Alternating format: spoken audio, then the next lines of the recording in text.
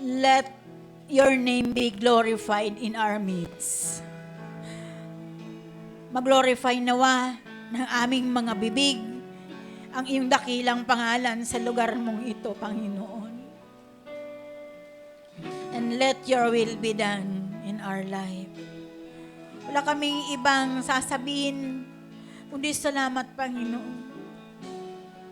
Salamat sapagkat napakahalaga na kami ay iyong tinuruan at naging tagapagturo naman kami, O Diyos.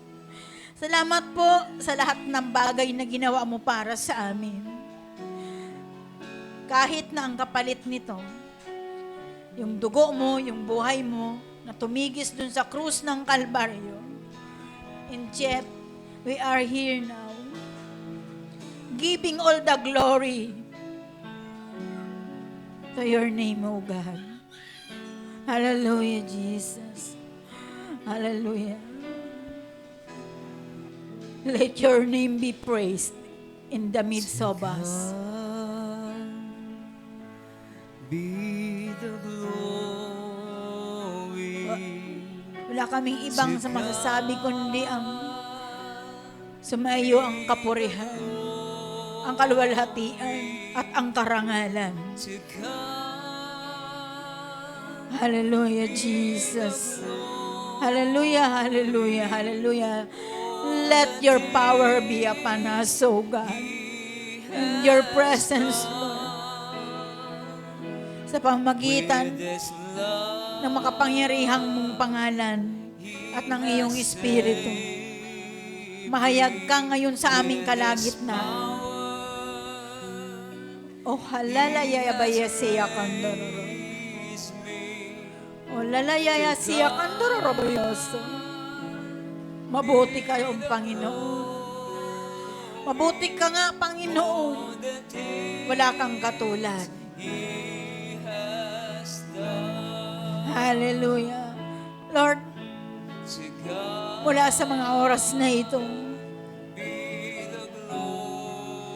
we've come to reality in our life.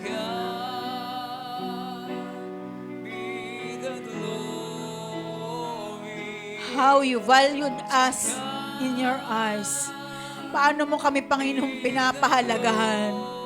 Lobin mo na kami mismo mapahalagahan namin yung aming mga sarili.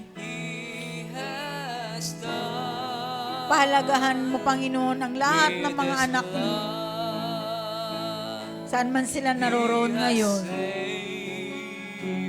Pagkalooban mo sila, O Diyos, ng kaisipan, ng kanilang kaluluwa ay mahalaga sa paningin mo.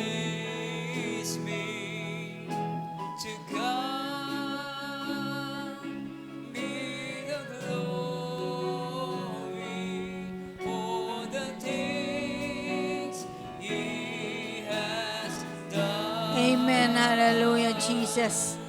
Salamat, Panginoon, sa oras na ito, sa hapong ito, Panginoon. Wala akong ibang dalangin sa iyo, kundi ang maitaas sa iyo ang lahat ng mga anak mo, ang lahat ng mga nakakonect sa iyo, ang kabuuan ng ministry, ang kabuuan ng kongregasyon, maging sa mga outreaches, in the name of Jesus Christ of Nazareth. Patuloy mo pong silyuhan ang iyong makapangyarihang dugo, ang aming mga buhay, ang aming mga espiritu, ang aming mga kaluluwa. Ingatan mo po ito, Diyos, na walang sino man sa amin ang mahulog mula sa iyong mga kamay. Maliban na ito ay kalooban mo. Salamat po, Diyos, sa pagkakataong ito. We speak blessing sa pamilya ko, sa buhay ng lingkod mo, sa aming mga anak, sa bawat pamilya na naririto ngayon. Ang pagpapala po, Panginoon, idaloy mo. Maging kagalingan ng mga may sakit at karamdaman. Kalayaan, pagpapagaling sa lahat na may mga sakit at karamdaman. At patuloy mo, Diyos, na patatagin, palakasin yung aming pananampalataya sa iyo. We thank you, Father God, for this big opportunity that you valued us more than pa doon sa mga tinatangkilik namin, O Diyos. Salamat po, po, Diyos, sa pagkakataong ito. Salamat sa buhay, salamat sa kaligtasan, salamat sa lahat na pinagkatiwala mo sa amin. Napakabuti mo, Panginoon. Wala kang katulad. Kaya naman sa pagkakataong ito, ang lahat ng ito'y dinadala namin sa paanan mo sa pamamagitan ng banal na lingkod na si Jesucristo. Lahat na anak ng Diyos ay magsabi po ng Amen. Hallelujah. To God all the glory and praise. In Jesus' name. In Jesus' name. In His name there is power. There is joy. There is salvation. There is healing. Salamat po, Diyos, sa pagkakataong ito. Wala kaming ibang sasabihin kundi ang maparangalan ka, mapapurihan ka, mapasalamatan ka sa lahat ng bagay na mayroon kami ngayon. Salamat po, Ama.